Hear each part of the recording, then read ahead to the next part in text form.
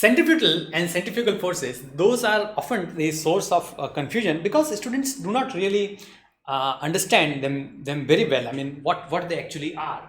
So here we will try to demonstrate to you with the help of an experiment, a very daredevil experiment, very dangerous experiment if you will, especially in front of so much electronics. What we'll do is that we will use this bucket, we'll fill it up with water, and then we will rotate this bucket vertically in a vertical circular motion and then show you that the water does not really fall. That is the intention of this experiment. So let's just do it very quickly and hope the physics all works. Okay, so as you can see, the water is not really falling from this bucket. Okay, so we'll now stop and I'll just pour out all the water just to show you that none of it is lost. We have all our water with us right here, and which is a good thing. Otherwise, I would have been in a lot of trouble. So now that we have shown you that this experiment really works, let's understand why this really works. When the bucket was upside down, when it was like this in this position, why did none of the water actually fall, right? So when it was at the top, the bucket was in this position, but the water did not really fall. And there are two ways of understanding that. And if we understand those two ways, we have understood this particular circular motion and all the forces acting in this circular motion very completely. So let us just draw the bucket in this vertical position. So we'll just draw the bucket. Okay, it's very simple bucket, not very big also, it's a very small bucket. Okay, and we will do away with the handle. So we will not really draw a handle. So we'll represent the bucket by this box. And then there is this string tied to this bucket. Okay, and now it is in the vertical position, it's upside down. Okay, and we were hoping, or not really hoping, I was not really hoping, but you might be actually hoping that the water does fall and see what happens. But it didn't happen, right? The water did not really fall. So what happened here was that all the water in this bucket actually was collected at the top. Right? And these are the various water molecules. Similar to how it would have been if there was a force of gravity acting upwards, right? So this, we'll just call this force of gravity, and of course, because we know that it's not a real force of gravity, we'll just call it the force of gravity with a prime. We'll just mark it with a dash there. It was as if there was a force of gravity acting in that direction. Now there are two ways to explain this thing. One of the ways is for an observer, for example you, who is standing here outside the bucket and looking at the bucket. Now what that observer would see, now imagine that there is a single molecule of water. Let's just take for example this particular molecule of water. First this molecule was right here and then it moved here. When this molecule was at this location, it really had a velocity going upward, right? Because it was going upward, and that velocity was still there.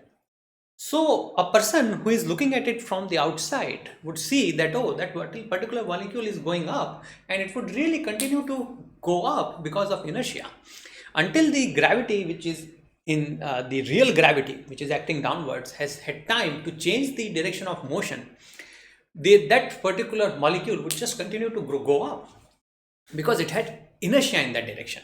Of course, by the time the molecule goes up and reaches here, it has been now given a different direction.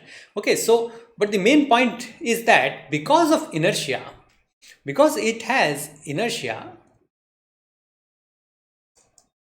to the person sitting here, this appears very natural that because of inertia, this velocity would not suddenly change, and when this molecule reaches up, it will continue to go up for that inertia and not really fall down immediately. And that is what is happened. That view is very correct, that this inertia, because of this inertia, this water cannot really fall down because it has inertia going upwards.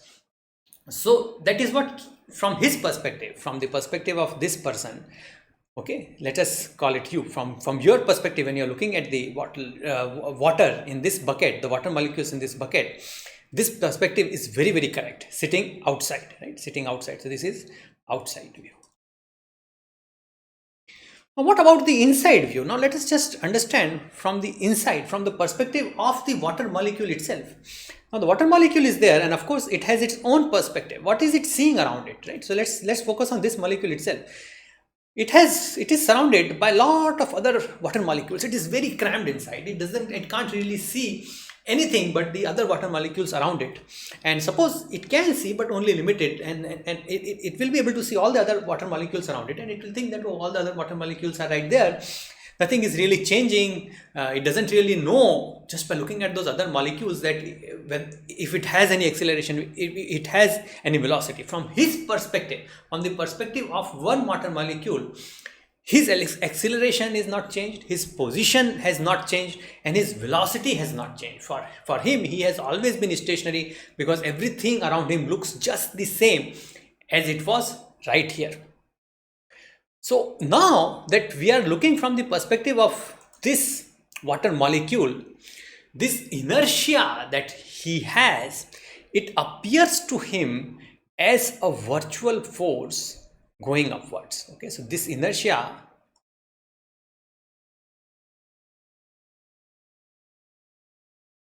because even though this particular water molecule cannot really see the acceleration, he can still feel the force. He can still feel that something is trying to take me outwards, right? And what is that thing which is trying to push it outwards, which is trying to break free from this rotational motion? It is the inertia of that water molecule. It can still feel that. And how does he feel it? He feels it in the form of a virtual force, right? So that is the two views. And this virtual force, in the case of rotational motion, we call it centrifugal force.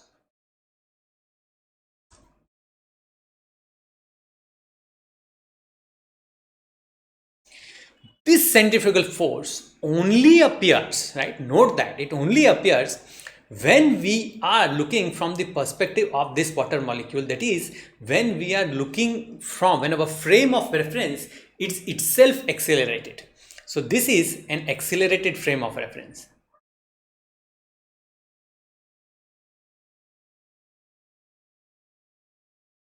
And why is it accelerated? Okay. Why is it accelerated? Frame of reference means our perspective. When we are looking at things from a perspective where we have acceleration. So why is there acceleration here? Notice that when we are going in the circular motion, we have velocity which is in this direction at this point, and at this direction the velocity changes this point. So there is change in velocity. The velocity changes, not the magnitude of velocity, that remains same, but the direction of velocity is changing. And because of that, to cause that change to happen, there has to be an acceleration, there has to be a force. And that force and that acceleration are always directed inwards, right? So think about it this way. When things are being rotated in the circular motion, what happens is that at any particular point, there is a fixed velocity that the thing will have when, for example, our bucket in our case, it will have. And that velocity would always try to break free from the rotational motion. At that very instant, there would be a force because of the string in the case of bucket, which would tug and change the direction of velocity little bit inward, and again keep it in the rotational motion. At the new position, again the velocity will try to break free, but again we will give it a tug. Okay, so that is this constant tug of which we call tension of the string in the case of rotating bucket, which pulls it inwards, which keeps it in this uniform circular motion. And this is in the form of tension in our case, and this is known as centripetal force. So centripetal force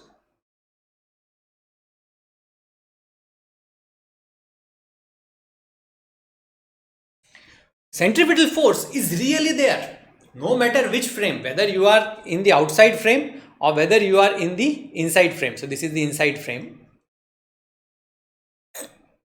In both frames, there is definitely a centripetal force which is acting, and this centripetal force causes the object to move in the uniform circular motion.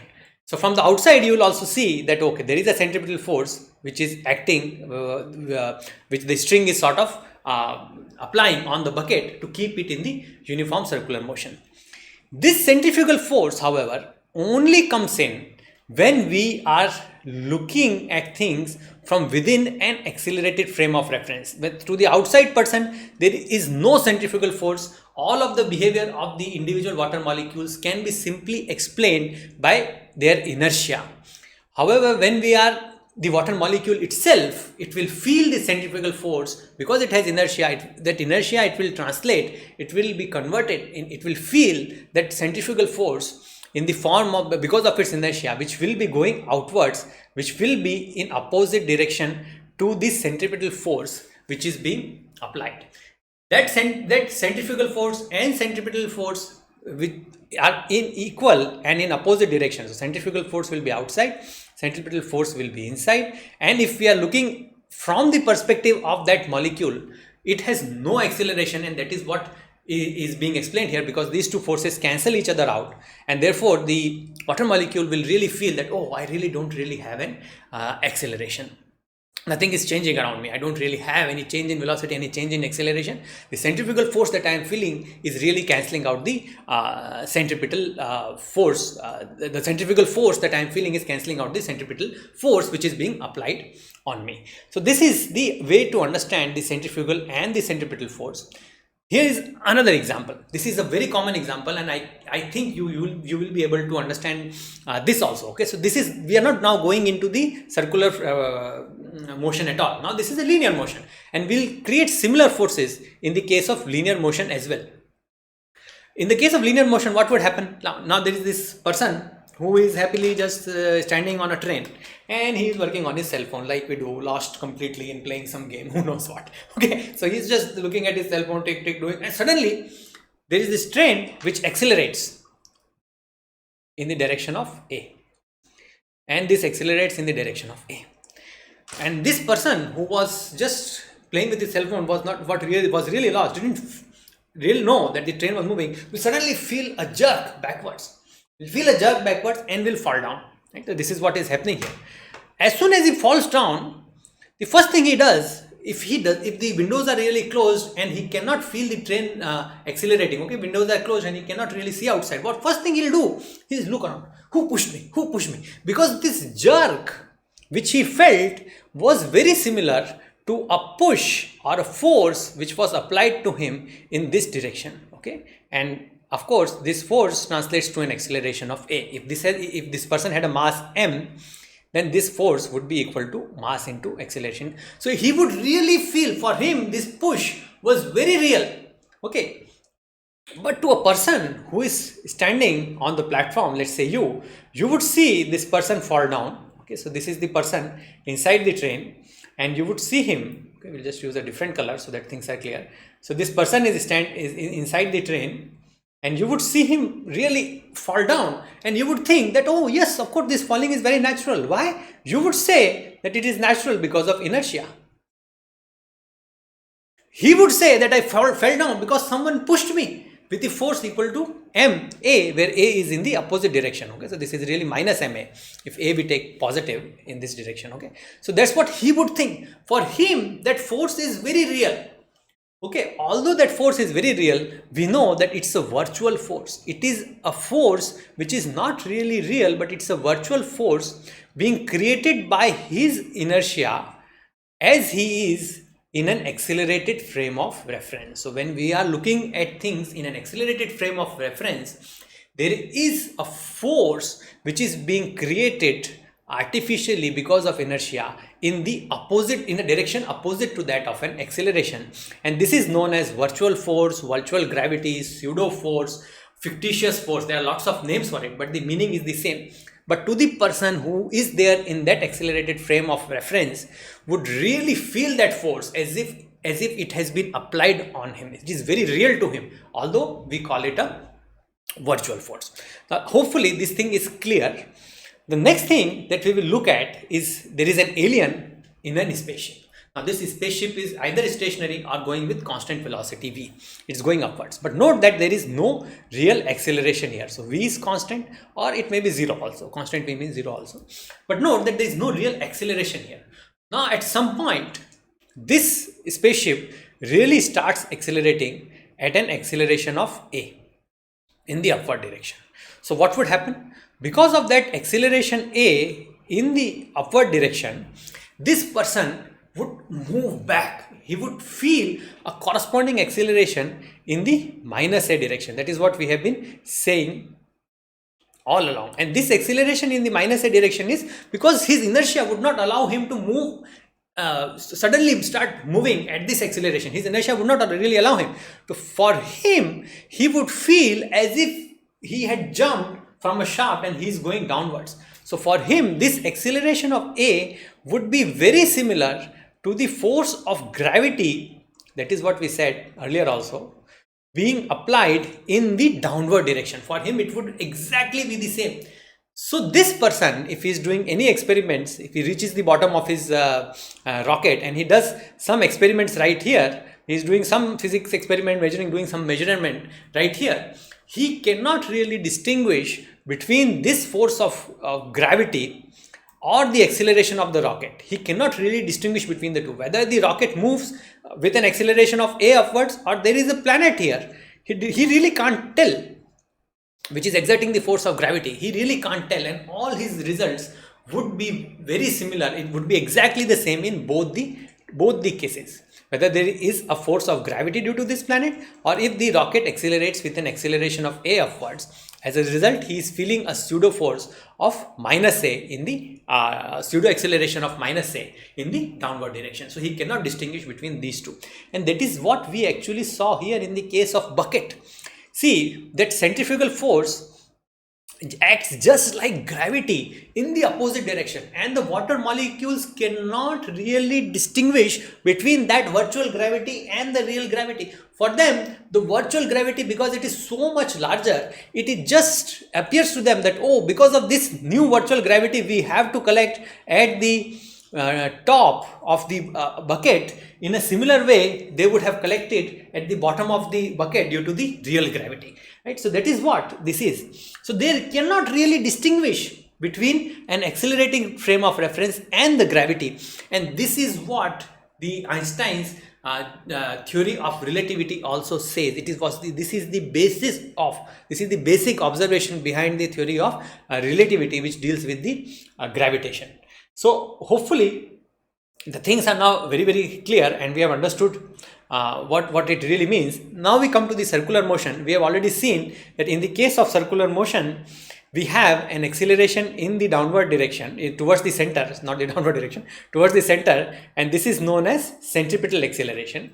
It is there, it is always there. This is necessary. It is there in all frames of references. It is necessary for creating the circular motion itself, uniform circular motion itself. If we look at it from a perspective of a person who is not accelerating, who is in a inertial frame of reference, in a frame of reference which is not really accelerating, this is the force he would see, and all the other effects would be the effects due to the inertia.